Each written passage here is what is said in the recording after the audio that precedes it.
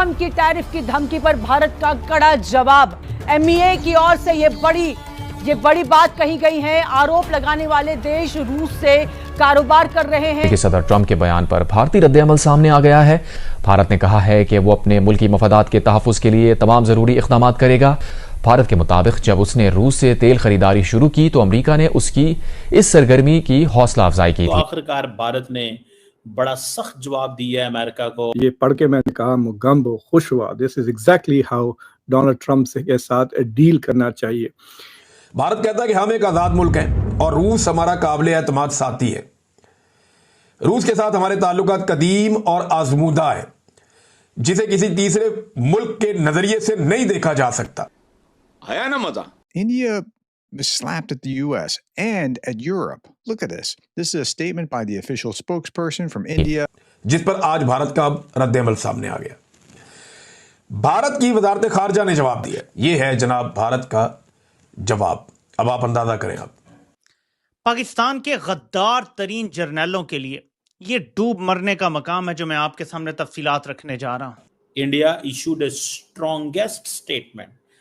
फर्क सिर्फ जर्नैली गैरत का है और कोई फर्क नहीं है। हमारे बेगैरत जर्नैल हैं, वहां गैरतमंद बैठे हुए हैं। ये एक आजाद मुल्क ऐसे करता है कि जिससे चाहता है ताल्लुकात बनाता है। एक आजाद मुल्क ऐसा करता है कि वो अपनी अवाम के मफाद के मुताबिक फैसला करता है। लेकिन अच्छी चीज आप दुश्मन से भी सीख सकते हैं। नमस्ते दोस्तों, जय हिंद। स्वागत है आपका एक और नई वीडियो में।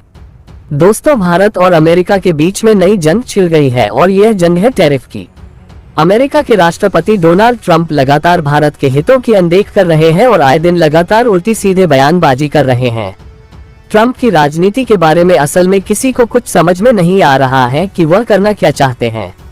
कहीं ऐसा तो नहीं कि डोनाल्ड ट्रंप को नोबेल प्राइज लेने की इच्छा में इतना पागल बना दिया है कि वह रूस फॉर यूक्रेन की युद्ध रोकने के चक्कर में भारत का सहारा ले रहे हैं और भारत को धमकी देने का काम कर रहे हैं कि भारत अगर रूस के साथ व्यापार कम नहीं करता है या तेल परचेज करना बंद नहीं करता तो हम भारत के ऊपर और टैरिफ लगा देंगे।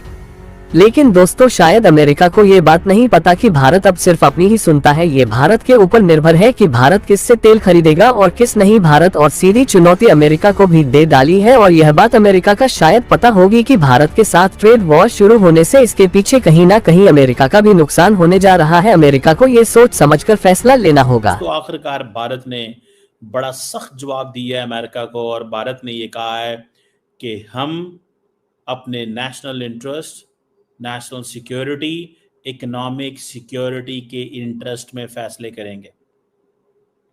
इंडिया इशूड ए स्ट्रॉन्गेस्ट स्टेटमेंट।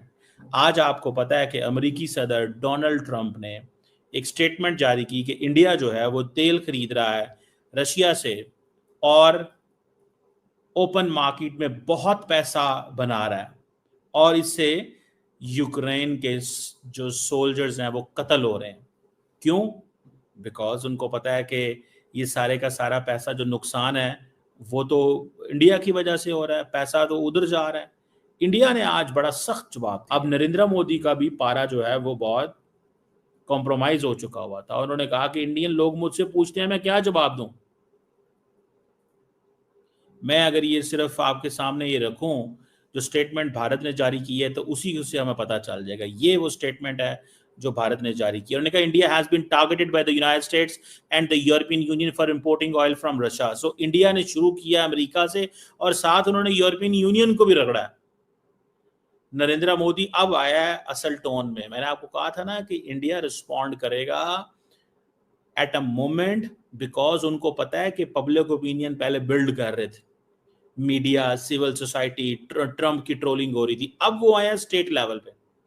सो उन्होंने कहा जी कि अमेरिका और यूरोपियन यूनियन हमें टारगेट कर रहे हैं। ये 20 सालों में पहली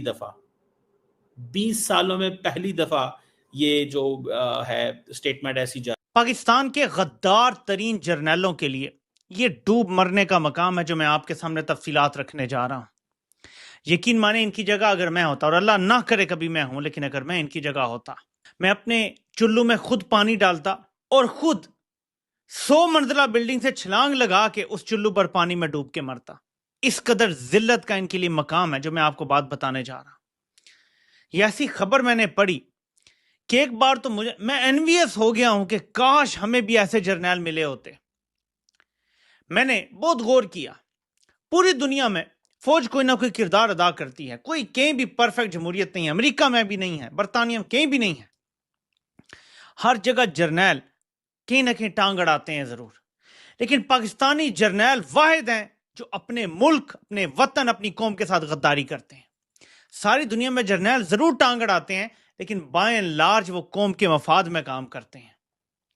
इसलिए ये ममालिक तरक्की कर रहे हैं और हमसे बहुत आगे हैं। हमसे 100-200 साल ही ममालिक आगे हैं कि वहां के जर्नैल टांग जरूर अड़ाते हैं, दखल अंदाजी जरूर करते हैं, लेकिन कौम के मफाद में ही करते हैं और जमहूरियत को डिरेल नहीं करते, जमहूरियत को चलने देते हैं। अमेरिका हो, बरतानिया हो, यहां तक कि भारत के जर्नैल भी ऐसे ही हैं।